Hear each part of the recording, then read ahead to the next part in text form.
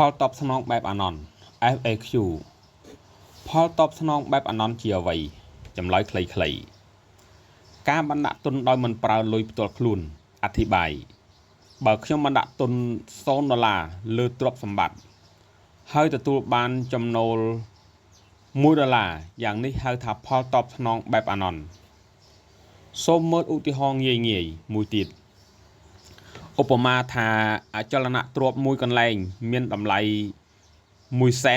$100,000ហើយខ្ញុំបានដាក់ប្រាក់កក់ចំនួន$20,000ខ្ញុំទទួលបានចរន្តសាច់ប្រាក់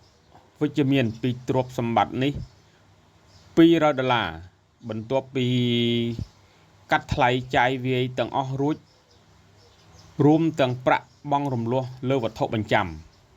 ក្នុងករណីនេះខ្ញុំទទួលបានទិន្នផល1/2 100 ពី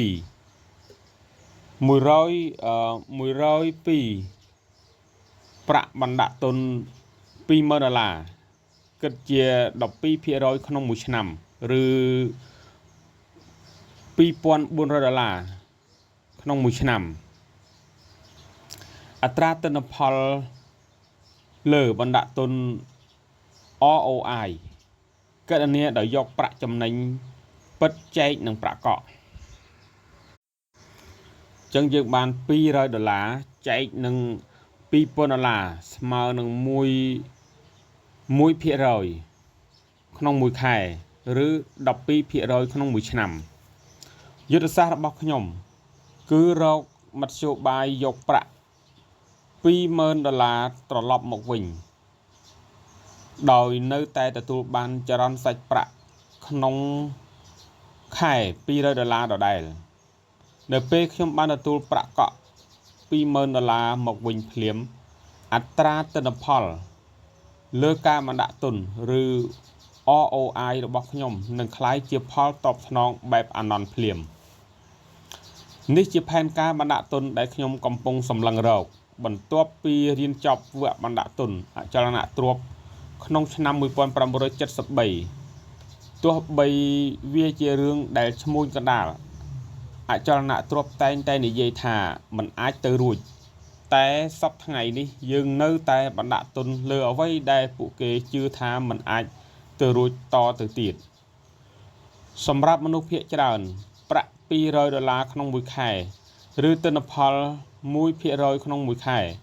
ជាប្រាក់តិចតួចនិងមិនគួរឲ្យភ្ញាក់ផ្អើលប៉ុន្តែបើអ្នកជាពាណិជ្ជករបណ្ដាក់ទុនតូចតាចបែបនេះឲ្យបាន100កន្លែងនោះមានន័យថាចរន្តសាច់ប្រាក់របស់អ្នកមានដល់ទៅ$20,000ក្នុងមួយខែចុះបើ1000កន្លែងក្នុងមួយខែវិញនោះវាពិតជាច្រើនជាងប្រាក់ចំណូលរបស់គ្រូពេទ្យឬអ្នកច្បាប់ទៅទៀតកាលពីគីមចាប់ផ្ដើមបណ្ដាក់ទុននាងកំណត់គោលដៅត្រឹមតែ20បន្ទប់នឹងត្រូវធ្វើឲ្យមានសម្រេចក្នុងរយៈពេលមួយខែព្រោះពេលនោះសេដ្ឋកិច្ចកំពុងយ៉ាប់យ៉ឺនហើយក៏មិនខុសពីពេលនេះប៉ុន្មានដែរនៅពេលនាងសម្រេចគោលដៅអចលនទ្រព្យ20បន្ទប់នាងបានលក់អចលនទ្រព្យទាំងនោះដោយទទួលបានសិទ្ធិប្រយោជន៍$2,000បន្ទាប់ពីនោះនាងបាននាំយកប្រាក់ចំណេញពីការលក់ដែលមិនចាំបាច់បង់ពន្ធនោះទៅទិញផ្ទះល្វែងខ្នាតធំជាងមុនចំនួន2ល្វែងទី1មាន29បន្ទប់ចំណែកមួយទៀតមាន18បន្ទប់រហូតមកដល់សប្តាហ៍ថ្ងៃនេះដោយរូបមន្តផលតបស្នងបែបអាណន់គីមមានផ្ទះល្វែងទាំងអស់ជាង3000បន្ទប់មានអគារពាណិជ្ជកម្មរីសតទំនើបនិងទីធ្លាវាយកូនគោលចំនួន5ទៀតទាំងអស់សុទ្ធតែផ្ដល់ចរន្តសាច់ប្រាក់វិជ្ជមានទោះបីជាទីផ្សារហិរញ្ញវត្ថុមានសភាពបែបណាក៏ដោយគោលដៅរបស់នាងនាបច្ចុប្បន្នគឺត្រូវការបែបបន្ទប់ជួលយ៉ាងតិច500បន្ទប់ទៅទៀតរៀងរាល់ឆ្នាំដោយអាស្រ័យរូបមន្តបណ្ដាក់ទុនដូចនេះជារូបមន្តដែលឈ្មួញកណ្ដាលអចលនទ្រព្យនិយាយមិនអាចទៅរួចនេះជាវិធីគិតផ្សេងគ្នារបស់មនុស្សដែលរៀនអំពីការបណ្ដាក់ទុននៅផ្នែក S និងផ្នែក I ហើយអ្វីដែលគួរឲ្យអស់សំណើចជាងនេះគឺពួកឈ្មួញកណ្ដាលត្រូវតែបង់ពន្ធលើប្រាក់ចំណេញដែលពួកគេទទួលបានខណៈពេលដែលអ្នកបណ្ដាក់ទុនបានទទួលប្រយោជន៍ផ្នែកពន្ធលើប្រាក់ចំណេញរបស់ពួកគេការបណ្ដាក់ទុនរបស់យើងស្ទើរតែទាំងអស់យើងមិនបានប្រើប្រាក់ផ្ទាល់ខ្លួនបណ្ដាក់ទុនក្នុងទ្រព្យឡើយគ្រាន់តែយើងត្រូវប្រើប្រាក់ផ្ទាល់ខ្លួនបណ្ដាក់ទុនជាមុនប៉ុណ្ណោះយើងនឹងស្វះស្វែងរកផ្លូវយកប្រាក់របស់យើងមកវិញជានិច្ចទោះបីមានពេលខ្លះត្រូវការពេលវេលារហូតដល់ទៅ5ឆ្នាំក៏ដោយនៅពេលយើងទទួលបានប្រាក់ត្រឡប់មកវិញភ្លាមយើងនឹងនាំវាទៅបណ្ដាក់ទុនបន្តដើម្បីបង្កើតទ្រព្យសម្បត្តិបន្ថែមទៀតនេះជារូបមន្តនៃការបណ្ដាក់ទុនរបស់យើងមួយទៀតដែលគេគ្រប់គ្នាតែងហៅថាល្បឿននៃប្រាក់ខ្ញុំបានសរសេរអំពីល្បឿននៃប្រាក់យ៉ាងលម្អិតក្នុងសៀវភៅនរណាយកប្រាក់របស់ខ្ញុំ Who Took My Money ដែលបានបោះពុម្ពលក់ក្នុងឆ្នាំ2004រូបមន្តបណ្ដាក់ទុនរបស់ពួកយើងមិនដែលបានផ្លាស់ប្ដូរថែមទាំងមានសន្ទុះក្នុងពេលសេដ្ឋកិច្ចធ្លាក់ចុះទៀតផងបើអ្នកបានចាប់ផ្ដើមធ្វើដូចក្នុងសៀវភៅនរណាយកប្រាក់របស់ខ្ញុំដែលបានសរសេរឡើងមុនកើតវិបត្តិខ្ញុំជឿជាក់ថាអ្នកប្រហែលជានឹងបានប្រាក់ត្រឡប់មកវិញហើយនៅថ្ងៃនេះ Ken McEnroy ចែករំលែកអំពីវិធីប្រើបំណុលឲ្យកើតប្រយោជន៍អ្នកធ្លាប់សង្ស័យដែរឬទេថាហេតុអ្វីនៅពេលអ្នកបើកគណនីធនាគារអ្នកមិនចាំបាច់បង់ប្រាក់ចម្លើយងាយៗគឺធនាគារត្រូវការប្រាក់បញ្ញើរបស់អ្នកដើម្បីយកទៅធ្វើជាប្រាក់កម្ចីរបស់អ្នកដែលមកខ្ចីប្រាក់ធនាគារមិនអាចផ្ដល់ឥណទានបានទេបើពួកគេគ្មានប្រាក់បញ្ញើរបស់អ្នកហេតុដូចនេះទើបអ្នកមានជម្រើសពីរនោះគឺប្រើបំណុលធនាគារធ្វើឲ្យខ្លួនឯងមានបានឬប្រើបំណុលធនាគារធ្វើឲ្យអ្នកដទៃមានភាពស្រុកស្ដំដ៏ធំធេង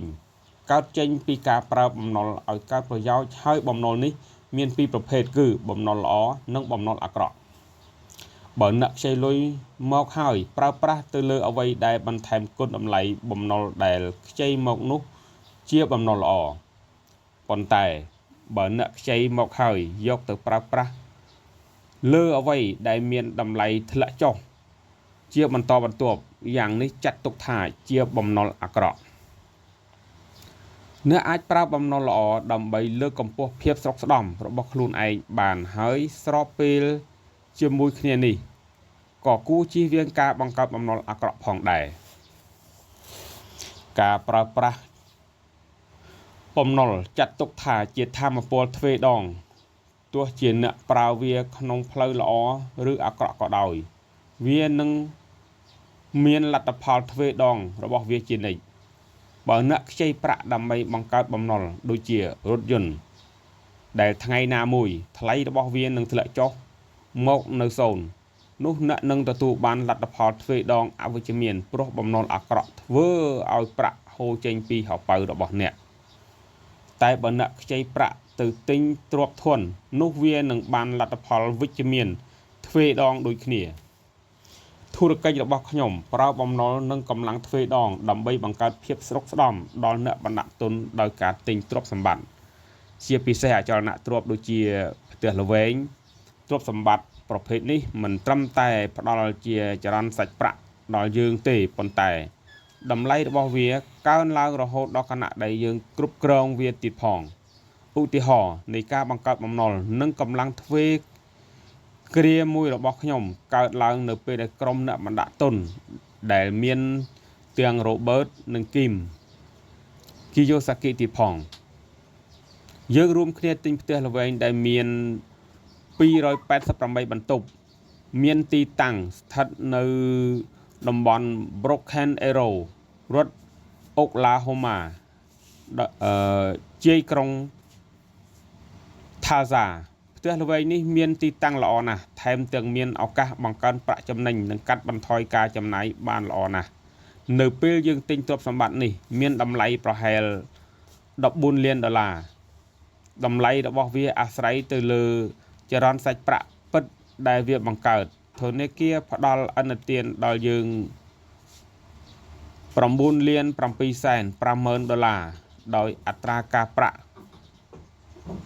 4.99% យើងយល់ព្រមឲ្យខ្ចីដើម្បីតុបតែងលម្អបន្ថែមទៀតចំនួន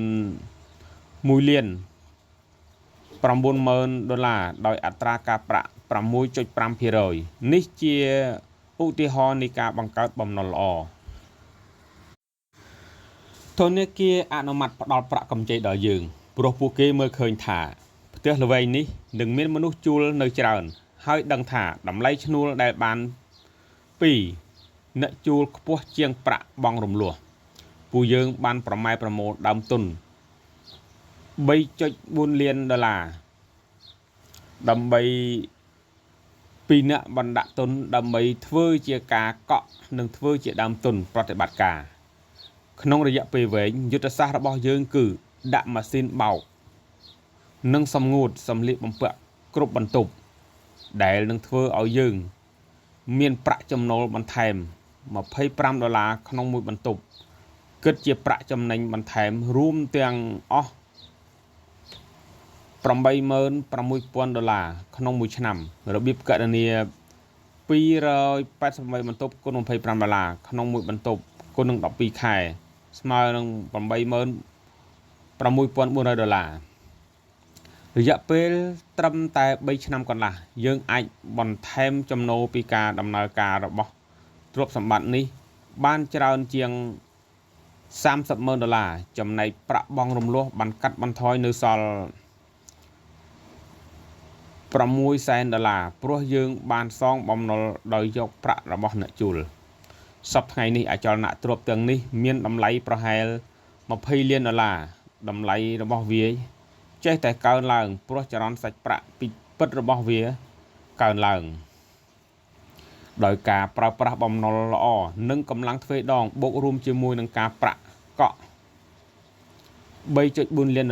តម្លៃអចលនទ្រព្យដែលយើងបានដាក់ទុនកើនឡើងដល់$6លានឬ$2លានក្នុងមួយឆ្នាំចរន្តសាច់ប្រាក់ក្នុងមួយឆ្នាំក៏កើនឡើងច្រើនជាង$30,000និងផ្ដល់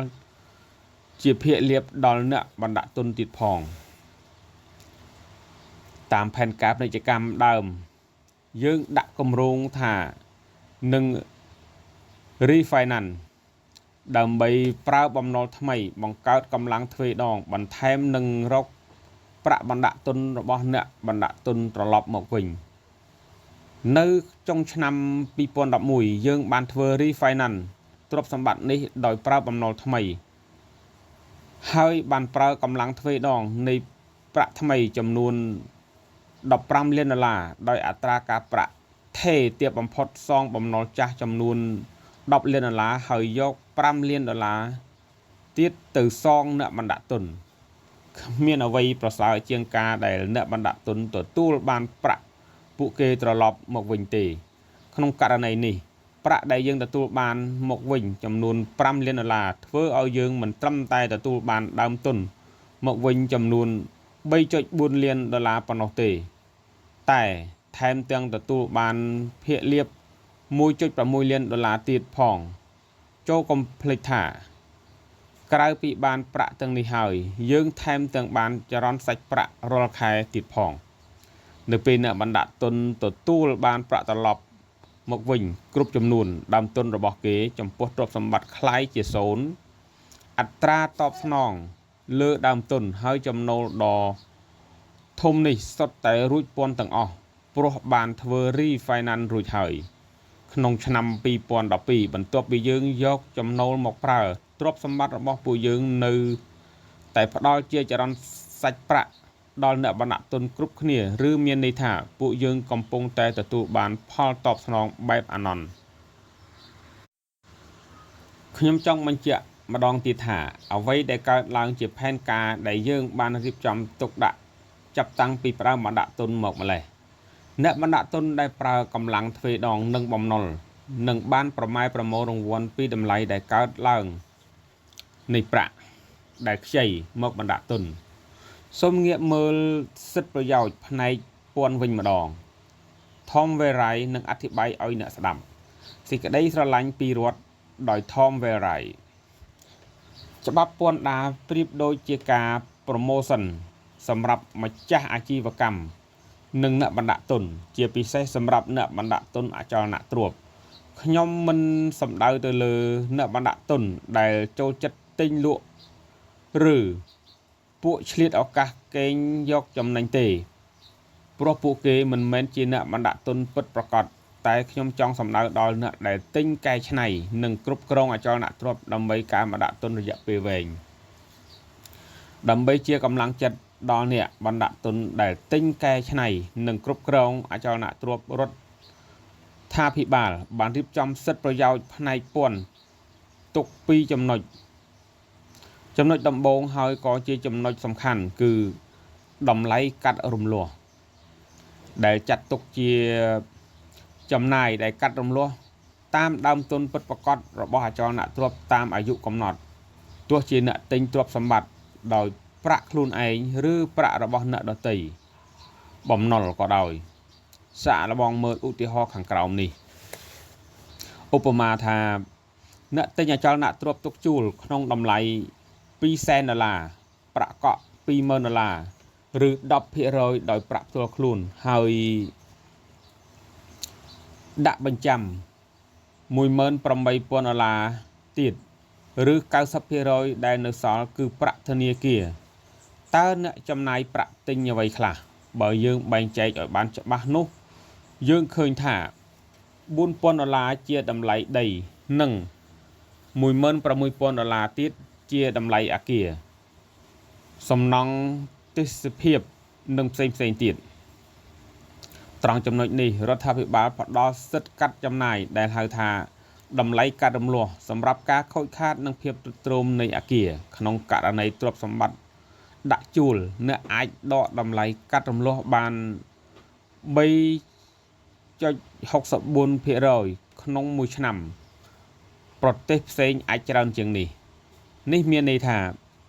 អ្នកអាចកាត់ចំណាយពីតម្លៃកាត់រំលោះបានជិត$6,000ក្នុងមួយឆ្នាំស្មើនឹង$160,000គុណនឹង 3.64% ឧបមាថាចរន្តសាច់ប្រាក់ដែលអ្នកទទួលបាន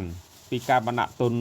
$20,000គិតជា 1% ក្នុងមួយខែនោះមានន័យថាអ្នកទទួលបានចរន្តសាច់ប្រាក់$2,400ក្នុងមួយឆ្នាំហើយបើកាត់ចំណាយលើតម្លៃកាត់រំលោះចេញ$6,000របាយការណ៍ចំណូលចំណាយរបស់អ្នកនឹងបានបង្ហាញតួលេខខាតដើម$3,500ក្នុងមួយឆ្នាំគឺ$2,400ទៅ$6,000តួលេខខាតដើម$3,600នេះអ្នកអាចនាំយកមកកាត់ពន្ធពីប្រាក់ខែរបស់អ្នកធុរកិច្ចរបស់អ្នកឬការបណ្ដាក់ទុនផ្សេងទៀតបានហេតុដូច្នេះតម្លៃកាត់រំលោះអាចជួយការពារចរន្តសាច់ប្រាក់របស់អ្នកពីពន្ធបានហើយថែមទាំងផ្ដល់ប្រើសិទ្ធិប្រយោជន៍ផ្នែកពន្ធលើតម្លៃបន្ថែម value add tax ដោយការធ្វើឲ្យពន្ធលើប្រាក់ចំណូលផ្សេងទៀតរបស់អ្នកនៅសល់តិចចំណុចដ៏សំខាន់មួយទៀតគឺអ្នកទទួលបានទាំងតម្លៃកាត់រំលោះ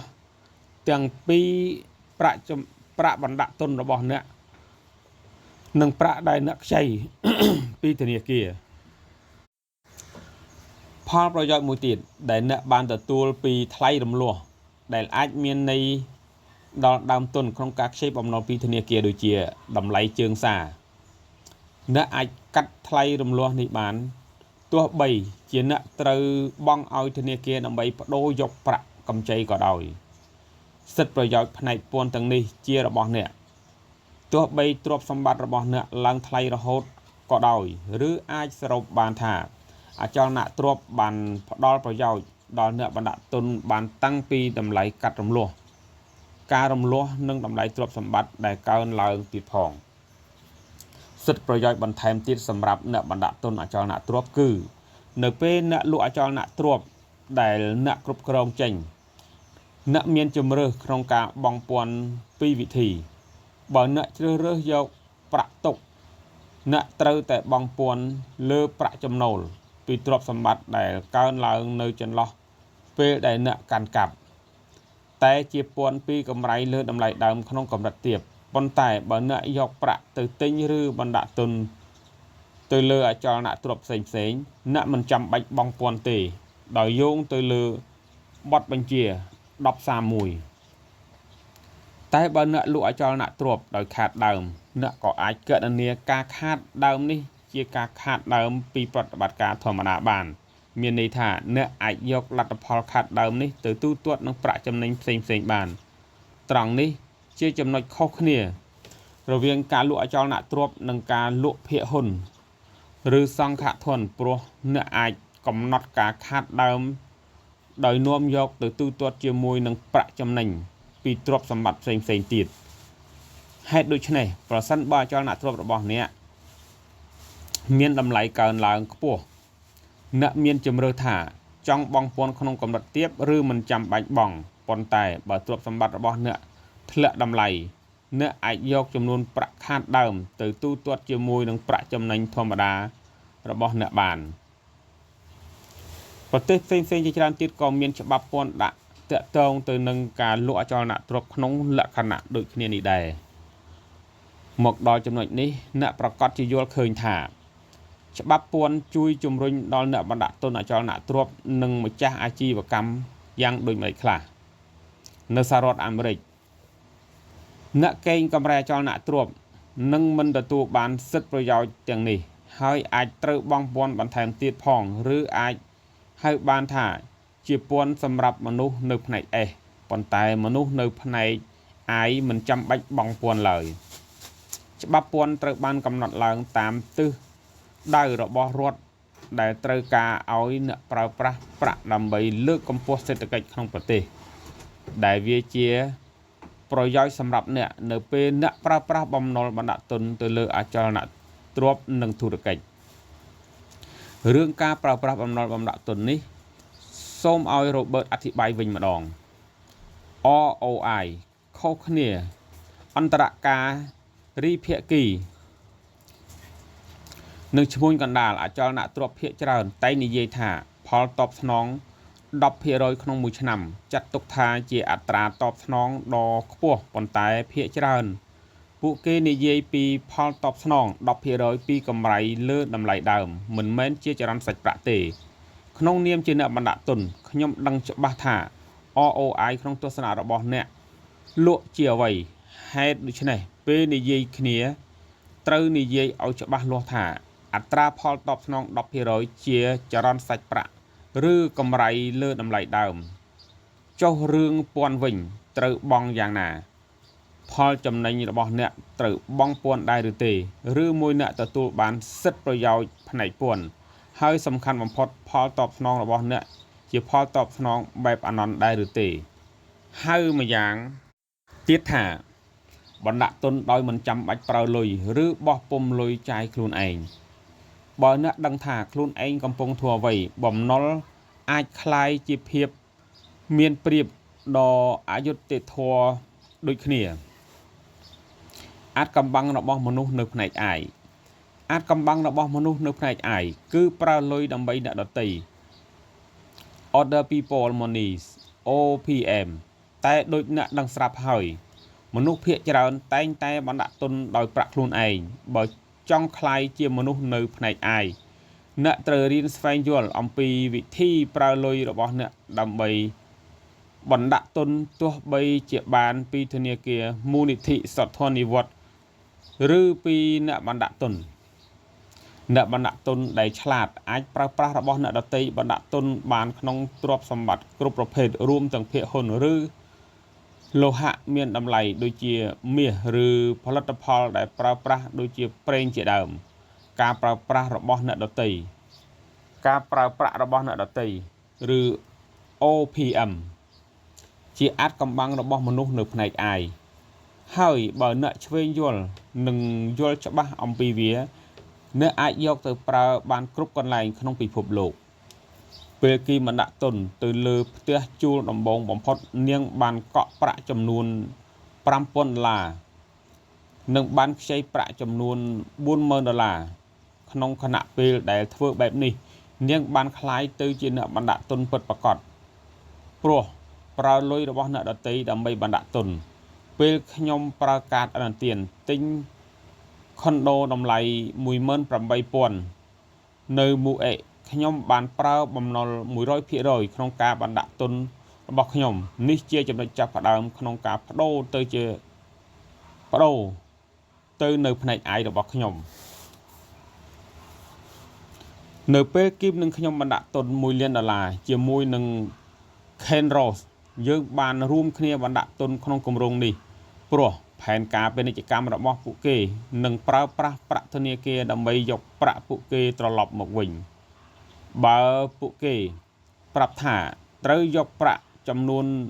$1 លានរបស់ខ្ញុំទៅទុកក្នុងគម្រោងនេះរហូតយើងទាំងពីរនាក់ប្រហែលជាមិនបណ្ដាក់ទុនជាមួយនឹងពួកគេទេប៉ុន្តែគម្រោងនេះយើងបានប្រាក់ចំណេញចំនួន$1 លានត្រឡប់មកវិញក្នុងរយៈពេលត្រឹមតែ3ឆ្នាំប៉ុណ្ណោះយើងព្យាយាមប្រើប្រាក់របស់អ្នកដទៃឲ្យបានច្រើនបំផុតតាមដែលអាចធ្វើទៅបានព្រោះយើងត្រូវការប្រាក់របស់យើងត្រឡប់មកវិញហើយត្រូវការគ្រប់គ្រងទ្រព្យសម្បត្តិបន្តមិនទទួលចរន្តសាច់ប្រាក់រាល់ខែនិងបានរបស់ថែមពិសេសគឺសិទ្ធិប្រយោជន៍ផ្នែកពន្ធទាំងអស់នេះជាអ្វីដែលអ្នកបណ្ដាក់ទុននៅផ្នែក I ពិតប្រាកដប្រតិបត្តិនៅពេលខ្ញុំបណ្ដាក់ទុនទៅលើប្រេងខ្ញុំបានប្រើ OPM ពីរដ្ឋាភិបាលនិងក្រុមហ៊ុនប្រេងដើម្បីជួយទិញអណ្ដូងប្រេងដល់ខ្ញុំពេលខ្ញុំបណ្ដាក់ទុនទៅលើភាគហ៊ុនខ្ញុំប្រើ option និងធានាការទីផ្សារក្នុងការទិញទ្រព្យសម្បត្តិឪពុកអ្នកមានតែងតែនិយាយថាមានតែមនុស្សខ្ជិលនិងល្ងងប៉ុណ្ណោះដែលប្រើលុយខ្លួនឯង OPM ជាអាចកំបាំងរបស់អ្នកបណ្ដាក់ទុនពិតប្រាកដសំណួរចុងក្រោយ FAQ សំណួរដែលសួរញឹកញាប់ថ្ងៃណាមួយរដ្ឋនឹងបិទចន្លោះនៃច្បាប់ពន្ធនេះដែរឬទេចម្លើយខ្លីៗអ្វីដែលអាចកើតឡើងបានទាំងអស់ប៉ុន្តែខ្ញុំជឿជាក់ថានឹងមិនកើតឡើងទេអធិប្បាយដូចខ្ញុំបាននិយាយរួចមកហើយថាក្រោយពីឆ្នាំ1971ប្រាក់បានคล้ายទៅជាបំណុលរួចទៅហើយដើម្បីឲ្យសេដ្ឋកិច្ចរីកចម្រើនចាំបាច់ត្រូវតែមានកូនបំណុលរឿងនេះអាចជាហេតុផលដែលពន្ធរបស់រដ្ឋដាក់ទោសដល់អ្នកប្រើផ្ញើប្រាក់ហើយផ្ដល់កម្លាំងចិត្តដល់បំណុលជាពិសេសកូនបំណុលណាដែលមានបំណុលច្រើនបើរដ្ឋបិទចន្លោះនៃច្បាប់រដ្ឋនេះច្បាប់ពន្ធនេះសេដ្ឋកិច្ចនឹងឈប់ដំណើរការភ្លាមភាពចលាចលនឹងកើតឡើងហើយមហាជននឹងថ្កោលទោសអ្នកនយោបាយបើរដ្ឋបិទចន្លោះនៃច្បាប់នេះពួកគេអាចបិទចន្លោះប្រហោងថ្មីរបស់មិត្តភ័ក្តិរបស់ពួកគេដែលជាអ្នកផ្ដល់ប្រាក់ដល់ពួកគេក្នុងការរកសម្លេងឆ្នោត FAQ វាជារឿងអាក្រក់ប៉ុណ្ណាសម្រាប់អ្នកដែលមិនដឹងពីវិធីប្រើបំណុលឲ្យកើតប្រយោជន៍ចម្លើយខ្លីៗពិតជាអាក្រក់ខ្លាំងណាស់រាល់លើកដែលខ្ញុំបានឃើញអ្នកត្រូវឆ្នោតឬកីឡាករវ័យក្មេងដែលមានតម្លៃខ្លួន$50 លានខ្ញុំតែងតែសើចហើយយំទៅជាមួយគ្នាព្រោះរឿងដំបូងដែលពួកគេត្រូវធ្វើបន្ទាប់ពីបានប្រាក់គឺទិញផ្ទះថ្មីនិងរថយន្តទំនើបមិនមែនត្រឹមតែសម្រាប់ខ្លួនឯងប៉ុណ្ណោះតែសម្រាប់មនុស្សក្នុងគ្រួសារនិងមិត្តភ័ក្តិរបស់គេផងដែរពួកគេគួរណាស់តែប្រើប្រាក់ដែលខ្លួនបានមកធ្វើឲ្យខ្លួនកាន់តែមានឡើងប៉ុន្តែពួកគេបែរជាចាយវាយរហូតដល់ជាប់បំណុលលុយរបស់ពួកគេនៅជាមួយនឹងពួកគេមិនបានយូរប៉ុន្មានទេនឹងហូរទៅរករដ្ឋនិងអ្នកមាននៅទីបំផុតអ្វីដែលមនុស្សល្ងងទទួលបានមានតែបំណុលប៉ុណ្ណោះ FAQ បើមានអ្វីកើតឡើងលើរដ្ឋាភិបាលចាប់ផ្ដើមបោះពុម្ពប្រាក់នឹងកើតបញ្ហាអតិផរណាយ៉ាងធ្ងន់ធ្ងរនោះចម្លើយខ្លីៗវាជារឿងវិសេសមែនទែនខ្ញុំនឹងបានសងបំណុលរបស់ខ្ញុំដោយប្រាក់ដែលមានតម្លៃកាន់តែតិចជាងមុនហើយដើម្បីឡើងថ្លៃជួលដើម្បីតាក់ ទូទាត់និងអតិផរណា FAQ ចុះបើអ្វីដែលអ្នកគិតនោះវាខុសដូចជានៅពេលសេដ្ឋកិច្ចដួលរលំអ្នកជួលរបស់លោកនឹងកិច្ចវេះការបង់ថ្លៃជួលវិញនោះតើត្រូវធ្វើយ៉ាងណាចម្លើយខ្លីៗគ្មានបញ្ហាទេអធិប្បាយបំណុលដែលយើងខ្ចីស្ទើរតែទាំងអស់ជាបំណុលដែលមានវត្ថុធានាដូច្នេះបើយើងមិនអាចសងបំណុលបានយើងគ្រាន់តែប្រគល់អចលនទ្រព្យដែលជាវត្ថុធានានោះដល់ធនាគារឬអាចនិយាយម្យ៉ាងទៀតថាបំណុលដែលមានការធានាគារមិនអាចធ្វើអ្វីចំពោះទ្រព្យសម្បត្តិផ្សេងៗរបស់យើងបានឡើយឪពុកអ្នកមានតែងតែនិយាយថាបើកូនមានបំណុលពីធនាគារ$20,000ហើយកូនគ្មានប្រាក់សងគេកូននឹងជួបបញ្ហាប៉ុន្តែបើកូនមានបំណុល$20 លានហើយកូនគ្មានប្រាក់សងពួកគេពេលនេះពួកគេនឹងជួបបញ្ហាវិញម្ដងសប្តាហ៍ថ្ងៃនេះធនាគារទាំងឡាយមានការប្រុងប្រយ័ត្នខ្ពស់នៅពេលផ្ដល់ប្រាក់កម្ចីហើយនោះវាជាហេតុផលដែលអ្នកគួរបណ្ដាក់ទុនទៅលើអចលនទ្រព្យហើយរៀនអំពីការបណ្ដាក់ទុនតែមិនមែនជាឈ្មួញកណ្ដាលទេព្រោះមានតែអ្នកបណ្ដាក់ទុនអចលនទ្រព្យប៉ុណ្ណោះដែលដឹងអំពីវិធីសាស្ត្រគ្រប់គ្រងបំណុលនិងទ្រព្យសម្បត្តិរបស់គេវាមិនសំខាន់ថាអ្នកមានលុយប៉ុន្មានទេចាប់ផ្ដើមពីការបណ្ដាក់ទុនតូចព្រោះវានឹងជួយអ្នកឲ្យបានហ្វឹកហាត់និងទទួលបទពិសោធន៍ក្នុងការគ្រប់គ្រងបំណុលទ្រព្យសម្បត្តិនិងអ្នកជួលនៅពេលធនាគាររឹកដឹងថាអ្នកមានបទពិសោធន៍និងមានប្រវត្តិជោគជ័យពួកគេនឹងឲ្យអ្នកខ្ចីប្រាក់ច្រើនបំផុតសរុបសេចក្តីសប្តាហ៍ថ្ងៃនេះប្រាក់កម្ចីជាច្រើនបានបោះពុម្ពចូលក្នុងប្រព័ន្ធសប្តាហ៍ថ្ងៃមានប្រាក់រាប់លាន$កំពុងសម្លឹងរកផ្ទះរបស់អ្នកហេតុផលដែលមនុស្សខ្វះចំណេះដឹងផ្នែកហិរញ្ញវត្ថុកើនឡើងជារៀងរាល់ថ្ងៃព្រោះពួកគេមិនដែលបានរៀនថានឹងរកប្រាក់រាប់លាននោះបានយ៉ាងណាមនុស្សខ្លះនៅចិត្តប្រាក់ទាំងនេះតែមិនហ៊ានលុតចូលទៅយកក្នុងឆ្នាំ1997សៀវភៅឪពុកអ្នកមានបង្រៀនកូនប្រាប់ថាផ្ទះរបស់អ្នកមិនមែនជាទ្រព្យសម្បត្តិទេមានសម្បត្តិជាច្រើនសរសេរជេរស្ដីឲ្យខ្ញុំពីសំណាក់ឈ្មួញកណ្ដាលទូទាំងពិភពលោកក្នុងឆ្នាំ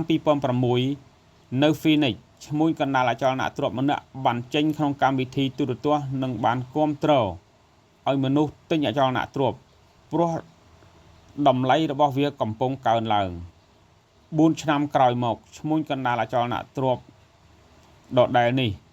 ចេញផ្សាយក្នុងកម្មវិធីទូរទស្សន៍ហើយគាំទ្រដល់មនុស្សលក់ផ្ទះរបស់គេគឺប្រញាប់លក់ភ្លាមទៅផ្ទះកំពុងចុះថ្លៃនេះជាភាពខុសគ្នារវាងការសិក្សាពីអចលនទ្រព្យរបស់មនុស្សនៅផ្នែក S បើប្រៀបធៀបនឹងការសិក្សាអំពីអចលនទ្រព្យរបស់មនុស្សនៅផ្នែក I យើងដែលគួរឲ្យសោកសៅបានកើតឡើងក្នុងឆ្នាំ2010នៅពេលអត្រាការប្រាក់កម្ចីទាបបំផុតជាប្រវត្តិសាស្ត្រហើយធនាគារបានដាក់លក់អចលនទ្រព្យល្អៗសម្រាប់អ្នកមានពេលនេះហើយដែលអ្វីគ្រប់យ៉ាងបានលើកស្ទួយឲ្យពួកគេកាន់តែមានប៉ុន្តែសម្រាប់អ្នកក្រវិញពេលវេលានេះធ្វើឲ្យពួកគេកាន់តែក្រទៅដោយក្នុងគម្ពីរ Bible បានសរសេរទុកថាមនុស្សរបស់យើងស្មុគស្មាញនិងក្រីក្រមកពីពួកគេខ្វះចំណេះដឹងសប្តាហ៍ថ្ងៃនេះមនុស្សរាប់លានអ្នកកំពុងស្មុគស្មាញនិងកាន់តែក្រីក្រទៅព្រោះពួកគេមិនដឹងអំពីភាពខុសគ្នារវាងទ្រព្យសម្បត្តិនិងបំណុលមនុស្សរាប់លានអ្នកកាន់តែក្រទៅព្រោះពួកគេកំពុងធ្វើការកាន់តែច្រើនដើម្បីប្រាក់ខណៈដែលរដ្ឋាភិបាល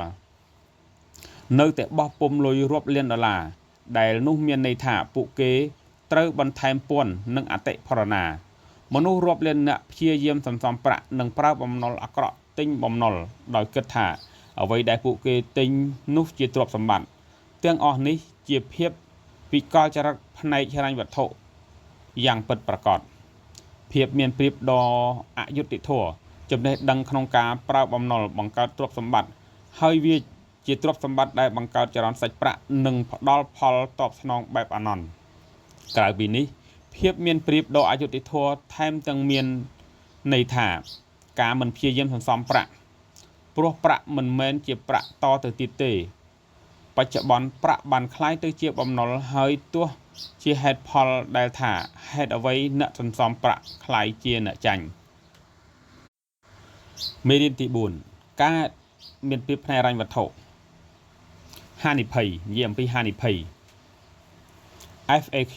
តើការបណ្ដាក់ទុនលើអចលនទ្រព្យជារឿងល្អដែរឬទេចម្លើយមិនដឹងដែរចុះលោកជាអ្នកបណ្ដាក់ទុនលើអចលនទ្រព្យដ៏ពូកែដែរទេ FAQ ចុះការបណ្ដាក់ទុនក្នុងភាគហ៊ុនវិញល្អដែរឬទេចម្លើយក៏មិនដឹងដែរចុះអ្នកជាអ្នកបណ្ដាក់ទុនក្នុងភាគហ៊ុនដ៏ពូកែដែរឬទេ FAQ ធុរកិច្ចជាការបណ្ដាក់ទុនដ៏ល្អដែរឬទេចម្លើយអានឹងក៏មិនដឹងដែរតើលោកអ្នកជាអ្នកជំនួញដ៏ពូកែដែរឬទេហេតុផលដែលខ្ញុំមិនអាចឆ្លើយបានមិនមែនខ្ញុំចង់រកគូនទេគ្រាន់តែចង់ប្រាប់ថាបើអ្នកគ្មានចំណេះដឹងផ្នែករញ្ញវត្ថុនោះអ្នកនឹងត្រូវបាត់បង់ប្រាក់ទោះជាអ្នកបណ្ដាក់ទុនលើទ្រព្យសម្បត្តិប្រភេទណាក៏ដោយហានិភ័យខ្ពស់បំផុតជាទូទៅខ្ញុំតែងបានឮគេនិយាយថាខ្ញុំស្អប់ហានិភ័យខ្ញុំចូលចិត្តសុវត្ថិភាពជីវិតរបស់ខ្ញុំមានឧបសគ្គច្រើនល្មមគ្រប់គ្រាន់ហើយដោយមិនដឹងថាការរស់នៅដោយគេចវេះពីហានិភ័យគឺការដឹកនាំជីវិតឆ្ពោះទៅរកហានិភ័យខ្ពស់បំផុតរបស់ដែលមិនគួរនៅរួមគ្នាក្នុងភាសាអង់គ្លេសមានពាក្យមួយគួរឲ្យចាប់អារម្មណ៍ពាក្យនោះគឺ oxymoron មានន័យថាការនាំយកពាក្យដែលមានអត្ថន័យផ្ទុយគ្នាមកបញ្ចូលគ្នាឧទាហរណ៍ដូចជាបង្កងយក្សសេវាកម្មរដ្ឋពេទ្យថ្មិញដៃស្រាលអ្នកនយោបាយស្មោះត្រង់និងសង្គ្រាមសាសនាជាដើមក្នុងពិភពហិរញ្ញវត្ថុក៏មានពាក្យជាច្រើនដែលមានលក្ខណៈដូចគ្នានេះដែរនោះគឺ 1. ការងារគង់វង្ស 2. សន្សំប្រាក់ 3. ការបណ្ដាក់ទុនដែលគ្មានហានិភ័យ 4. ការបែងចែកចំណែកដ៏យុត្តិធម៌ 5. សង្ឃហធន 6. បណ្ដាក់ទុនជា portfolio កាត់បន្ថយហានិភ័យ 7. ដោះបំណុលមនុស្សដែលគេចវេះហានិភ័យជាអ្នកចូលចិត្តប្រើពាក្យដែលមានន័យប្រឆាំងគ្នាទាំងនេះហើយពាក្យទាំងនេះហើយដែលដឹកនាំជីវិតរបស់ពួកគេឆ្ពោះទៅរកហានិភ័យខ្ពស់បំផុតអ្នកមានចំណេះដឹងផ្នែករញ្ញវត្ថុដឹងច្បាស់ថាហេតុអ្វីពាក្យទាំងនេះមានអត្ថន័យប្រឆាំងនៅខាងក្នុងប៉ុន្តែសម្រាប់អ្នកដែលគ្មានចំណេះដឹងផ្នែកហិរញ្ញវត្ថុពួកគេប្រកាន់យកពាក្យទាំងនេះថាជាចំណេះដឹងផ្នែកហិរញ្ញវត្ថុខ្ញុំនឹងអធិប្បាយឲ្យស្ដាប់ថាមកពីហេតុអ្វី 1. ការងារគង់វង្សបន្ទាប់ពីរៀនចប់មធ្យមសិក្សាមិត្តភ័ក្តិថ្នាក់របស់ខ្ញុំជាច្រើនអ្នកសម្រេចចិត្តមិនរៀនបន្តនៅមហាវិទ្យាល័យមូលហេតុដែលពួកគេមិនរៀនបន្តព្រោះសម័យនោះមានការងារល្អៗថ្លៃឈ្នួលខ្ពស់នៅរងចាំពួកគេរៀនចប់មធ្យមសិក្សាយ៉ាងច្រើនមានទាំងរោងចក្រកែច្នៃម្នាស់និងរោងចក្រស្ករការក្លាយជាបុគ្គលិករោងចក្រនៅសម័យនោះចាត់ទុកថាជាការងារដែលមានប្រាក់ចំណូលខ្ពស់ខ្លាំងណាស់ថែមទាំងមានការធានាសុខុមាលភាពទៀតផងសពថ្ងៃនេះរោងចក្រទាំងនេះបានដួលរលំហើយមិត្តភ័ក្តិរបស់ខ្ញុំភាគច្រើនបើមិនធ្វើជាបុគ្គលិកនៅហាង McDonald ក៏ធ្វើជាអ្នកជំនួញដែរអ្នកខ្លះជាម្ចាស់ចំការកញ្ឆាហើយខ្លះទៀតធ្វើកសិកម្មនៅលើផ្ទៃដីហាមឃាត់បើសម្លឹងមើលពីក្រៅពួកគេដូចជាក្រីក្រខ្លាំងណាស់នឹងរងចាំការជួយសង្គ្រោះផ្នែកសុខុមាលភាពសង្គមប៉ុន្តែនរណាដឹងទៅថាពួកគេមានប្រាក់ទិញរថយន្តដឹកទំនិញចេញថ្មីដោយប្រាក់សុទ្ធតែម្ដងអ្វីដែលគួរឲ្យអស់សំណើចគឺពេលកើតវិបត្តិសេដ្ឋកិច្ចមិត្តរបស់ខ្ញុំមួយក្រុមទៀតដែលបានចូលរៀនបន្តនៅមហាវិទ្យាល័យបែរជាមានបញ្ហាផ្នែកហិរញ្ញវត្ថុទៅវិញមិត្តភ័ក្តិស្រីគួរឲ្យស្រឡាញ់និងរៀនពូកែបំផុតនៅសាលារបស់ខ្ញុំ នាងមានអាយុតិចជាងខ្ញុំ3ឆ្នាំរៀនចប់ពីមហាវិទ្យាល័យល្បីនៅរដ្ឋ New England បច្ចុប្បន្ននាងគ្មានការងារធ្វើហើយរស់នៅយ៉ាងសាមញ្ញនៅជនបទនៃ Hawaii នាងបានត្រឹមតែរងចាំថាថ្ងៃណាដែលនាងដល់អាយុទទួលបានប្រាក់របបមនុស្សចាស់ជរាពីការធានារ៉ាប់រងសង្គមនិងធានាសុខភាពបន្ទាប់ពីប្រធានាធិបតី Nixon សម្រេចចិត្តបើកទីផ្សារជាមួយនឹងប្រទេសចិនប្រាក់និងការងារបានហូរទៅកាន់ប្រទេសចិនដើម្បីជួយកសាងរោងចក្រថ្មីជាច្រើននៅពេលចិនអាចផលិតទំនិញដែលចំណាយតម្លៃពលកម្មទាបបានបុគ្គលិកដែលមានថ្លៃឈ្នួលខ្ពស់នៅសហរដ្ឋអាមេរិកអស់មានអ្នកត្រូវការតំណែងអ្នកគ្រប់គ្រងថ្នាក់កណ្ដាលដែលធ្លាប់តែជារបស់និស្សិតរៀនចប់មហាវិទ្យាល័យចាប់ផ្ដើមរលាយបាត់ពីទីផ្សារពលកម្មមិនត្រឹមតែតម្លៃឈ្នួលពលកម្មថោកត្រូវបានបដូរទីតាំងទៅក្រៅប្រទេសប៉ុណ្ណោះទៀតបច្ចេកវិទ្យាបានធ្វើឲ្យពលកម្មដែលមានតម្លៃថ្លៃឈ្នួលខ្ពស់រលាយបាត់ពីទីផ្សារដូចគ្នាបច្ចេកវិទ្យាជឿនលឿនបានធ្វើឲ្យពាក្យថាការងារគង់វង្សคล้ายទៅជាពាក្យដែលមានន័យមិនត្រឹមត្រូវដោយស្វ័យប្រវត្តិក្នុងឆ្នាំ1920ការដឹកជញ្ជូនតាមរថភ្លើងមានបុគ្គលិកពាក់ព័ន្ធជាង2លាននាក់តែបច្ចុប្បន្នការដឹកជញ្ជូនតាមផ្លូវរថភ្លើងអាចដំណើរការបានយ៉ាងមានប្រសិទ្ធភាពដោយប្រើបុគ្គលិកមិនដល់ទៅ300,000នាក់ផងការប្រើបុគ្គលិកកាន់តែតិចមានន័យថាមានប្រាក់ចំណេញកាន់តែច្រើនសម្រាប់ម្ចាស់អាជីវកម្មដូចជា Warren Buffett ដែលបានទិញធុរកិច្ចដឹកជញ្ជូនតាមរថភ្លើងពី Berlin ទៅ Northern Santa Fe ក្នុងឆ្នាំ2009ដោយទឹកប្រាក់$34,000 លានការរីកចម្រើននៃបច្ចេកវិទ្យាធ្វើឲ្យការងារបាត់បង់ដើមទុនឈ្នួលពលកម្មកាន់តែតិចម្ចាស់អាជីវកម្មសហគ្រាសកាន់តែទទួលបានប្រាក់ចំណេញចុះហេតុអ្វីបានជា Warren Buffett សុខចិត្តទិញធុរកិច្ចដឹកជញ្ជូនតាមរថភ្លើងច្រើនជាងទិញក្រុមហ៊ុនបច្ចេកវិទ្យាចម្លើយងាយៗគឺដើម្បីចរន្តសាច់ប្រាក់នោះអីការងារនឹងនៅតែបាត់បង់ជាបន្តបន្ទាប់ដរាបណាតម្លៃពលកម្មរបស់ប្រជាជនអាមេរិកនៅតែថ្លៃជាងប្រជាជនពិភពលោករហូតដល់40ដងដែលមានន័យថាការងារនោះគ្មានថ្ងៃត្រឡប់មកវិញទៀតឡើយទោះបីថ្ងៃខាងមុខពលករចិនសុំដំឡើងថ្លៃឈ្នួលទូទាំងប្រទេសក៏ដោយហើយបើសិនដល់ថ្ងៃនោះមែនក៏នៅមានប្រទេសដែលមានតម្លៃពលកម្មទាបជាងរងចាំបន្តវេនពីចិនជាច្រើនមានដូចជាហ្វីលីពីន កូរ៉េខាងជើង អាហ្វហ្គានីស្ថាន និងឥណ្ឌូនេស៊ីជាដើមបើបច្ចេកវិទ្យាកាន់តែរីកចម្រើនប៉ុណ្ណាម្ចាស់អាជីវកម្មកាន់តែមានជ័យជំនះហើយកូនឈ្នួលរឹតតែចាញ់សូម្បីតែ Silicon Valley ក្រុមហ៊ុនអភិវឌ្ឍបច្ចេកវិទ្យាទំនើបលើពិភពលោកក៏បានបដូរទីតាំងទៅផលិតនៅក្រៅសហរដ្ឋអាមេរិកដែរកុំព្យូទ័រដែលខ្ញុំកំពុងប្រើវាអត្ថបទមួយនេះរចនាឡើងនៅសហរដ្ឋអាមេរិកតែផលិតនៅប្រទេសចិនខណៈពេលខ្ញុំកំពុងសរសេររឿងនេះខ្ញុំដឹងច្បាស់ថាមិនយូរទេវានឹងត្រូវបោះពុម្ពជាច្រើនភាសាមានទាំងលក្ខណៈជា e-book និងក្រដាសនៅពេលខ្ញុំសរសេរចប់ភ្លាមដើមទុនរបស់ខ្ញុំនឹងថយចុះតែប្រាក់ចំណូលនៅតែមានជាបន្តបន្ទាប់ពីទ្រព្យសម្បត្តិដែលខ្ញុំបានបង្កើតធុរកិច្ចរបស់ខ្ញុំកំពុងរីកលូតលាស់នៅពាសពេញពិភពលោកដោយចំនួនបុគ្គលិកតិចជាងមុនបច្ចេកវិទ្យាបានជួយឲ្យមនុស្សនៅផ្នែក B មានប្រៀបដ៏អយុត្តិធម៌ហើយកាន់តែធ្វើឲ្យមនុស្សផ្នែក E និង S ចាញ់ប្រៀបខ្លាំងឡើងមនុស្សដែលជឿលើភាពគង់វង្សនៃការងារជាអ្នកដែលត្រូវបង់ពន្ធច្រើនជាងអ្នកដទៃបើសហរដ្ឋអាមេរិកកាន់តែមានបំណុលច្រើនឡើងប៉ុណ្ណា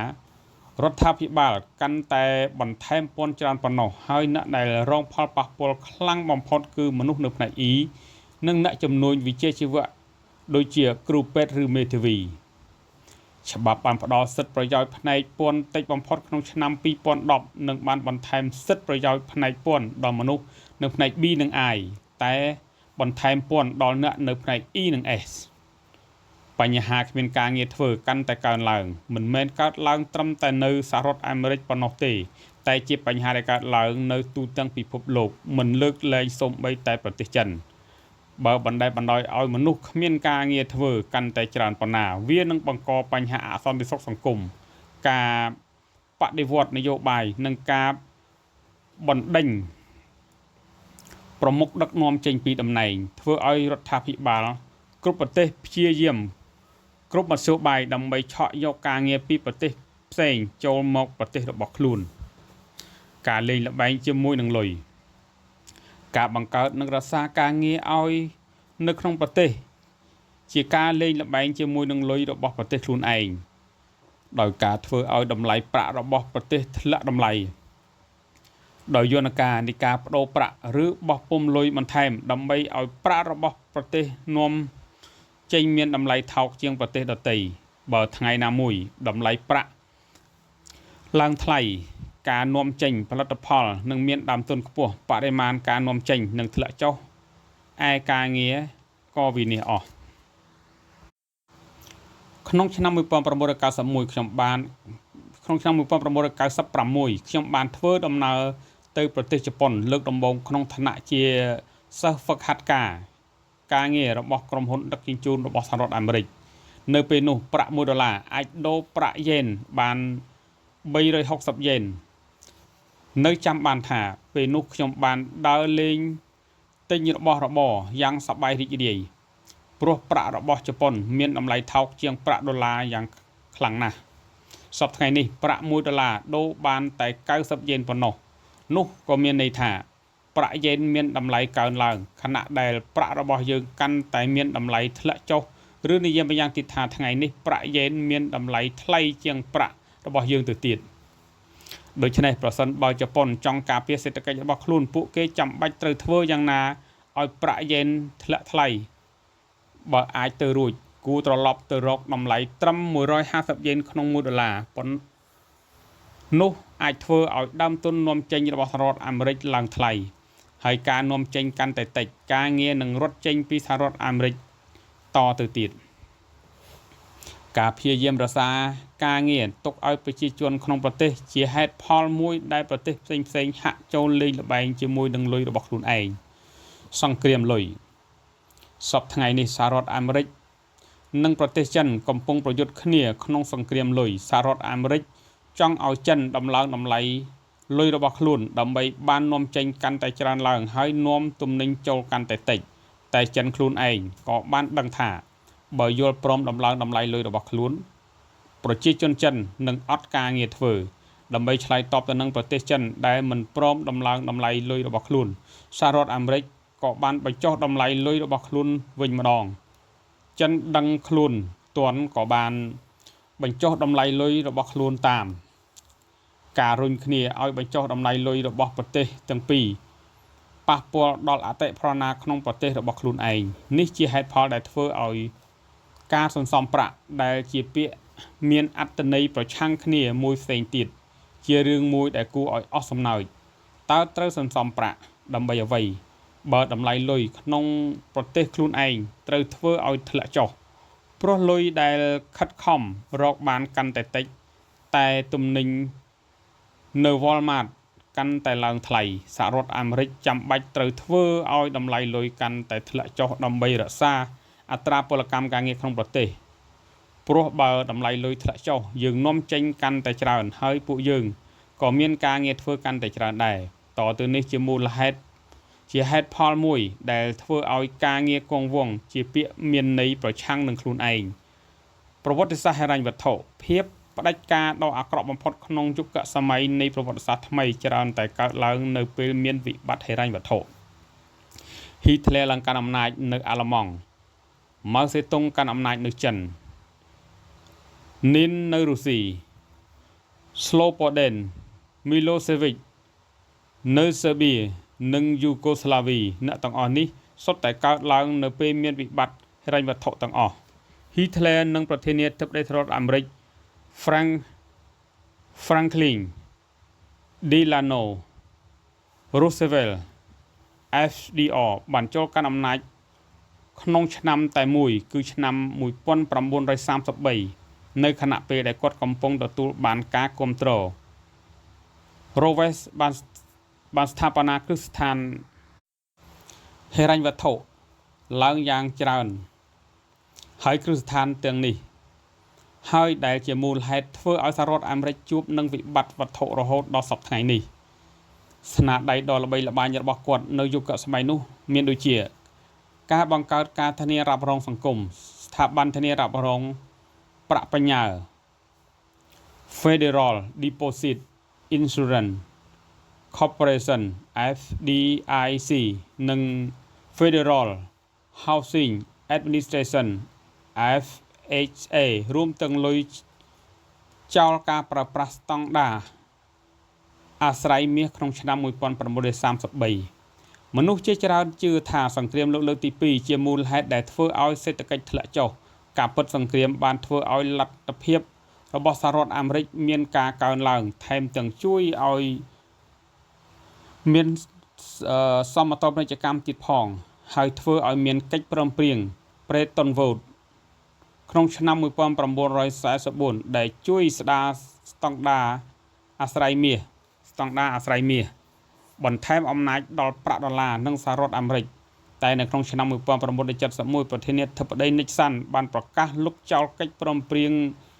Bretton Woods ដែលធ្លាប់ព្រមព្រៀងជាមួយនឹងប្រទេសផ្សេងៗទូទាំងពិភពលោកហើយជាមូលហេតុដែលធ្វើឲ្យសេដ្ឋកិច្ចធ្លាក់ចុះរហូតដល់សព្វថ្ងៃនេះការលុបចោលនៅកិច្ចព្រមព្រៀងនេះហៅថា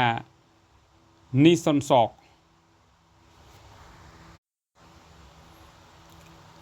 Bretton Woods គឺមានន័យថាកិច្ចព្រមព្រៀងប្រទេសចំនួន44ទូទាំងពិភពលោកដែលចូលរួមប្រជុំយល់ព្រមលុបចោលតម្លៃប្រាក់របស់ខ្លួនដែលធ្លាប់តែអាស្រ័យលើមាសហើយយករូបិយប័ណ្ណរបស់ខ្លួនអាស្រ័យលើប្រាក់ដុល្លារសហរដ្ឋអាមេរិកដោយមានតែដុល្លារតែប៉ុណ្ណោះដែលយកមាសមកលើកស្ទួយ2ការបង្កើតអង្គការហិរញ្ញវត្ថុអន្តរជាតិសារជាថ្មីពីកន្លែងដើម្បីជាយន្តការក្នុងការទប់ស្កាត់វិបត្តិអង្គការទាំងពីរនេះគឺមូលនិធិរូបិយប័ណ្ណវត្ថុអន្តរជាតិ IMF និងធនាគារដើម្បីកសាងនិងអភិវឌ្ឍ IBRD ហើយបច្ចុប្បន្ននេះជាផ្នែកមួយរបស់ក្រុមធនាគារពិភពលោក World Bank Group ឆ្នាំ1971រហូតមកទ្រព្យសម្បត្តិក្នុងសហរដ្ឋអាមេរិកបានកើនឡើងពីបំណុលនិងអតិផរណាជំនួសឲ្យការផលិតទំនិញដើម្បីលក់ទៅកាន់ពិភពលោកនៅលុបចោលស្តង់ដារអាស្រ័យមាសធនាគារកណ្ដាលអាមេរិកចាប់ផ្ដើមដំណើរការមួយហៅថាការបង្កើតអតិផរណាជាប្រព័ន្ធអាមេរិកមានសេចក្តីសុខចំពោះការរីកចម្រើនផ្នែកសេដ្ឋកិច្ចដែលកើតចេញពីប្រាក់ក្រៅប្រព័ន្ធដ៏ច្រើនរបស់ខ្លួនបំណុលរបស់អាមេរិកមិនខុសអ្វីពីតុងទីនបំណុលនិងប្រាក់ក្រៅប្រព័ន្ធឡើយធ្វើឲ្យសងបំណុលដោយប្រាក់ពាន់កាន់តែធ្លាក់តម្លៃជារៀងរាល់ថ្ងៃប្រព័ន្ធនេះ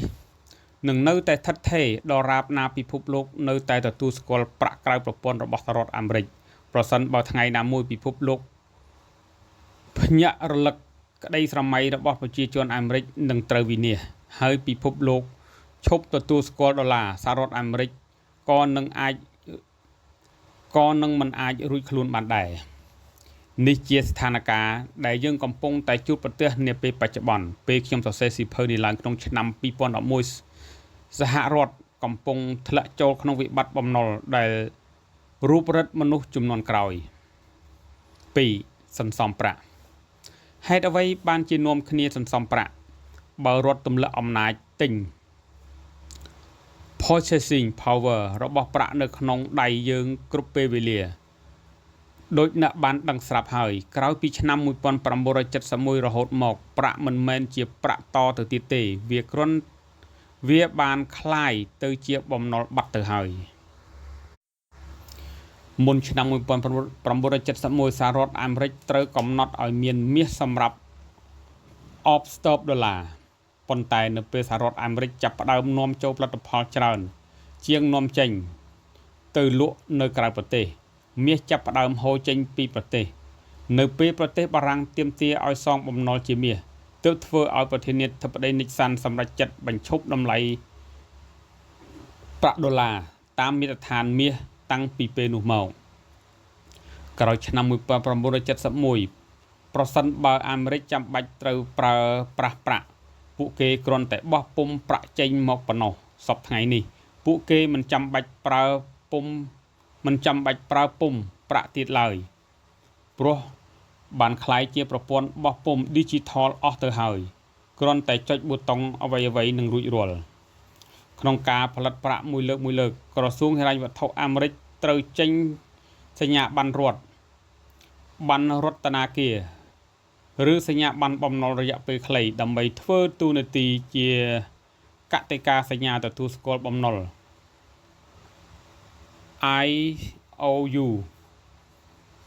IOU ពីអ្នកបង់ពន្ធក្នុងប្រទេសឧបមាថាក្រសួងហិរញ្ញវត្ថុសហរដ្ឋអាមេរិកចេញប័ណ្ណរដ្ឋាគារ$10 លានអ្នកបណ្ដាក់ទុនធនាគារនិងប្រទេសផ្សេងដូចជាចិនជប៉ុននិងអង់គ្លេសបានទិញប័ណ្ណរដ្ឋាគារដែលជាបំណុលរបស់ប្រទេសដោយមានកតិកាសញ្ញាទទួលស្គាល់បំណុលជាការធានាមនុស្សជាច្រើនចូលចិត្តបំណុលរបស់អាមេរិកព្រោះបំណុលរបស់យើងជាបំណុលមានសុវត្ថិភាពបំផុតជាពិសេសនៅពេលដែលយើងអាចបោះពុម្ពប្រាក់សងបំណុលបានដោយខ្លួនឯងបានបញ្ហាដែលនឹងកើតឡើងគឺបើថ្ងៃណាមួយពិភពលោកមិនត្រូវការបំណុលរបស់ខ្លួនឯងធនាគារកណ្ដាលអាមេរិកនឹងបោះពុម្ពប្រាក់ដែលគ្មានមាសអបស្ទប់កាន់តែច្រើនឡើងដែលនោះនឹងធ្វើឲ្យកើតអតិផរណានិងអាចកើតវិបត្តិអតិផរណាយ៉ាងធ្ងន់ធ្ងររហូតមិនអាចគ្រប់គ្រងបានវិធានការបន្ធូរបន្ថយផ្នែកបរិមាណខាងហិរញ្ញវត្ថុបើគ្មាននរណាម្នាក់ចាប់អារម្មណ៍ទិញបំណុលរបស់អាមេរិកពេលនោះធនាគារកណ្ដាលនឹងចូលមកជាតិជ្រែកដោយការសរសេរសែកការពិតទៅគ្មានប្រាក់នៅក្នុងនោះទេហើយទិញសញ្ញាប័ណ្ណឲ្យខ្លួនឯងនៅពេលដែលធនាគារកណ្ដាលបានសរសេរសែកឲ្យម្ដងនេះពួកយើងក៏អាចបោះពុម្ពប្រាក់ពីអាកាសបានភ្លាមនេះជាហេតុផលដែលយើងហៅវិធីនេះថាវិធានការបន្ធូរបន្ថយផ្នែកបរិមាណខាងហិរញ្ញវត្ថុនិយាយឲ្យងាយយល់គឺវាគ្រាន់តែបដូរឈ្មោះពីការបោះពុម្ពលុយមកជាវិធានការបដូរបន្ធូរបន្ថយផ្នែកបរិមាណខាងហិរញ្ញវត្ថុដើម្បីឲ្យល្អមើលនិងឆ្លាតជាងការបោះពុម្ពលុយប៉ុណ្ណោះទោះជាការពិតលទ្ធផលរបស់វាប្រៀបដូចជាការធ្វើអត្តឃាតក៏ដោយផ្ទុយទៅវិញបើអ្នកនិងខ្ញុំសរសេរសែកដោយគ្មានប្រាក់ក្នុងកណនីពួកយើងច្បាស់ជាជាប់គុកមិនខានអ្វីដែលនិយាយមកនេះជាហេតុផលថាការសន្សំប្រាក់ជាពាក្យមានន័យប្រឆាំងខ្លួនឯងនិយមន័យសំខាន់ផ្នែកហិរញ្ញវត្ថុទាំងប័ណ្ណរដ្ឋាគារសញ្ញាប័ណ្ណបំណុលរយៈពេលខ្លីនិងសញ្ញាប័ណ្ណរដ្ឋសុទ្ធតែជាសញ្ញាប័ណ្ណដែលចេញដោយក្រសួងហិរញ្ញវត្ថុអាមេរិកទាំងអស់ភាពខុសគ្នារវាងសញ្ញាប័ណ្ណទាំង3ប្រភេទនេះស្ថិតនៅត្រង់អនប្រតិទានថ្ងៃដែលកំណត់ទូទាត់សងប្រាក់ដើម្បីឬការប្រាក់នៃមូលប័ណ្ណរដ្ឋាគារជាសញ្ញាប័ណ្ណដែលមានរយៈពេលទូទាត់តិចជាង1ឆ្នាំសញ្ញាប័ណ្ណបំណុលរយៈពេលខ្លីជាសញ្ញាប័ណ្ណដែលមានរយៈពេលទូទាត់2 3 5 ឬ 10 ឆ្នាំសញ្ញាប័ណ្ណរដ្ឋជាសញ្ញាប័ណ្ណដែលមានរយៈពេលទូទាត់តាំងពី10ឆ្នាំឡើងទៅនិយមន័យសំខាន់ផ្នែកហិរញ្ញវត្ថុអតិផរណា inflation និងអតិផរណាយ៉ាងធ្ងន់ធ្ងរ hyperinflation អតិផរណាមានន័យថាស្ថានភាពដែលចំនួនប្រាក់យ៉ាងច្រើនទិញផលិតផលនិងសេវាកម្មបានតិចជាងមុនអតិផរណាធ្ងន់ធ្ងរជាស្ថានភាពដែលប្រាក់ស្ថិតនៅក្នុងសភាពគ្មានប្រយោជន៍ឬមានន័យថា មនុស្សឈប់មានជំនឿលើប្រាក់ដែលមានស្ថានភាពនេះអាចកើតឡើងនាំទាំងក្នុងពេលមានសន្តានីយភាព liquidity ឬមានអតិរិទ្ធិជនយ៉ាងច្រើននឹងពេលខ្លះខាតប្រាក់ចំណុចសំខាន់នៃអតិផរណាយ៉ាងធ្ងន់ធ្ងរគឺជាស្ថានភាពដែលគ្មាននរណាម្នាក់ត្រូវការប្រាក់ទោះជានៅពេលនេះមានប្រាក់តិចឬច្រើនក៏ដោយអាចនិយាយបានថានៅពេលកើតវិបត្តិយ៉ាងធ្ងន់ធ្ងរប្រាក់មានតម្លៃមិនខុសពីក្រដាសជូតមាត់ព្រោះគ្មាននរណាត្រូវការវាគួរឲ្យអស់សំណើចដែរទេដើម្បីរកប្រាក់ទុកចាយវាយក្នុងសង្គ្រាមបដិវត្តន៍អាមេរិកសភាទ្វីប Continental Congress បានបង្កើតប្រាក់ដុល្លារប្រើដោយខ្លួនឯងបញ្ហាដែលកើតឡើងគឺសង្គ្រាមនេះអូសបន្លាយអស់រយៈពេលយ៉ាងយូរពួកគេបានបោះពុម្ពប្រាក់ចាយវាយជាបន្តបន្ទាប់ដើម្បីបើកប្រាក់បៀវត្សដល់ពលទាហាននិងទិញយុទ្ធោបករណ៍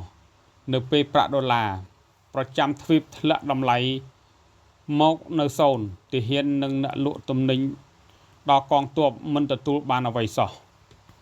នៅពេលសង្គ្រាមស៊ីវិលបានចាប់ផ្ដើមក្រមរដ្ឋសម្ព័ន្ធរបស់សហរដ្ឋអាមេរិកបានបោះពុម្ពប្រាក់ដុល្លាររដ្ឋសម្ព័ន្ធឡើងដោយហេតុផលដូចគ្នានេះនៅសង្គ្រាមលោកលើកទី1អាល្លឺម៉ង់ក៏ធ្វើដូចនេះដែរហើយបន្ទាប់ពីសង្គ្រាមមនុស្សចាប់ផ្ដើមនាំយកប្រាក់រ៉ែមាសមកចាក់ក្រពោតអាល្លឺម៉ង់មកធ្វើជា wallpaper សម្រាប់ដុតឬធ្វើជាក្រដាសជូតនៅពេលដែលសេដ្ឋកិច្ចអាល្លឺម៉ង់ដួលរលំ Hitler បានឡើងកាន់អំណាចក្នុងឆ្នាំ1933ជាឆ្នាំដែលប្រធានាធិបតី Franklin Delano Roosevelt ផ្ដាច់ប្រាក់ដុល្លារចេញពីស្តង់ដារមាស Golden Standard ក្នុងហោប៉ៅរបស់ខ្ញុំមានរូបិយប័ណ្ណរបស់ Zimbabwe ចំនួន$100 លានដែលស្មើនឹង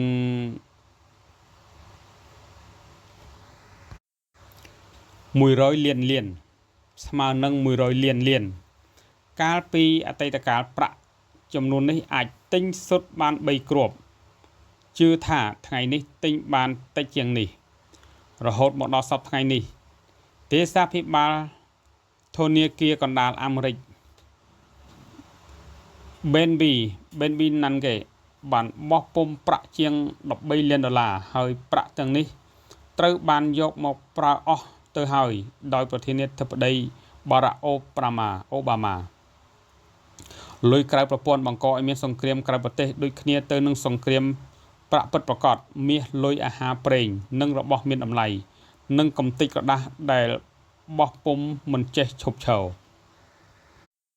3. ការបណ្ដាក់ទុនដែលគ្មានហានិភ័យគ្មានការបណ្ដាក់ទុនណាដែលប្រឆាចហានិភ័យពិតប្រាកដទេមានតែអ្នកបណ្ដាក់ទុនដ៏ឆ្លាតប៉ុណ្ណោះទេដែលមានសុវត្ថិភាពដោយបាននិយាយរួចហើយនៅខាងដើមនៃមេរៀននេះនៅពេលគេសួរខ្ញុំថាតើអចលនទ្រព្យជាការបណ្ដាក់ទុនដ៏ល្អដែរឬទេភាគហ៊ុនជាការបណ្ដាក់ទុនដ៏ល្អដែរឬទេខ្ញុំច្រើនតែតបទៅជានិច្ចថាតើអ្នកជាអ្នកបណ្ដាក់ទុនដ៏ល្អដែរឬទេគ្មានការបណ្ដាក់ទុនណាមួយដែលមានសុវត្ថិភាពសម្រាប់មនុស្សល្ងង់សូម្បីតែការបណ្ដាក់ទុនជាមាសអ្នកអាចនឹងបាត់បង់ប្រាក់យ៉ាងច្រើនទៅលើការបណ្ដាក់ទុនមាសនិងលើរូបិយប័ណ្ណដូចគ្នានឹងការបណ្ដាក់ទុនទ្រព្យសម្បត្តិផ្សេងទៀតដែរក្នុងឆ្នាំ2011តម្លៃមាសបានកើនឡើងខ្ពស់បំផុតក្នុងប្រវត្តិសាស្ត្រព្រោះមនុស្សល្ងង់បាននាំគ្នាសម្រុកទិញមាសហេតុការណ៍ខាងលើនេះកើតឡើងនៅពេលដែលមនុស្សនាំគ្នាសម្រុកទិញមាសក្នុងខណៈពេលមានមាសកំពុងឡើងថ្លៃជាបន្តបន្ទាប់ស្ថានភាពខាងលើមិនខុសពីពេលដែលភាគហ៊ុននិងអចលនទ្រព្យកើតឡើងជាពពុះសាប៊ូឡើយពេលខ្ញុំកំពុងសរសេរសៀវភៅនេះតម្លៃមាសបានកើនឡើង1300ក្នុង1អោនបាត់ទៅហើយដែលឡើងខ្ពស់ប្រវត្តិសាស្ត្រតែបើធៀបជាមួយនឹងតម្លៃប្រាក់របស់យើងតម្លៃមាសខាងលើនេះនៅមិនទាន់ថ្លៃខ្ពស់បំផុតនោះទេព្រោះបើធៀបពេលដែលមាសមានតម្លៃ$850ក្នុង1អោន ហើយប្រាក់លោហៈមានតម្លៃ$50ក្នុង1អោនក្នុងឆ្នាំ1980តម្លៃមាសថ្ងៃនេះគួរមានតម្លៃ$2400ក្នុង1អោនថ្ងៃនេះខ្ញុំឃើញមនុស្សឈួតនឹងមាសទៅណាមកណាឮតែមនុស្សនិយាយថាខ្ញុំទិញមាសអ្នកដឹងទេថាការពិតនោះពួកគេគួរនាំគ្នាទិញមាសក្នុងតម្លៃ$300ក្នុង1អោនមិនមែន$1300ក្នុង1អោននាពេលបច្ចុប្បន្ននេះទេលើសពីនេះពួកគេបានបណ្ដាក់ទុនទៅលើកាក់មាសអ្នកបណ្ដាក់ទុនទៅបង្កើតថ្មីកាន់តែធ្វើលើរឿងល្ងងតទៅទៀតពួកគេនាំគ្នាបណ្ដាក់ទុនទៅលើកាក់មាសដែលពិបាករកដោយសំអាងថាយកមកសន្សំទុកមិត្តរបស់ខ្ញុំរំភើបយ៉ាងខ្លាំងនៅពេលដែលបានធ្វើជាម្ចាស់កាក់មាសដែលពិបាករកក្នុងពេលមានវិបត្តិហិរញ្ញវត្ថុកន្លងមកគេបានទិញកាក់មាសនេះក្នុងតម្លៃជិត$3000ដែលជាតម្លៃពិតប្រាកដរបស់វាត្រឹមតែ$1200ប៉ុណ្ណោះខ្ញុំជឿថាតម្លៃមាសអាចឡើងដល់$3000ក្នុង1អោននៅប៉ុន្មានឆ្នាំខាងមុខទៀតបើនិយាយទៅតម្លៃ$7000ក្នុង1អោនមិនមែនថាมันអាចទៅរួចនោះទេ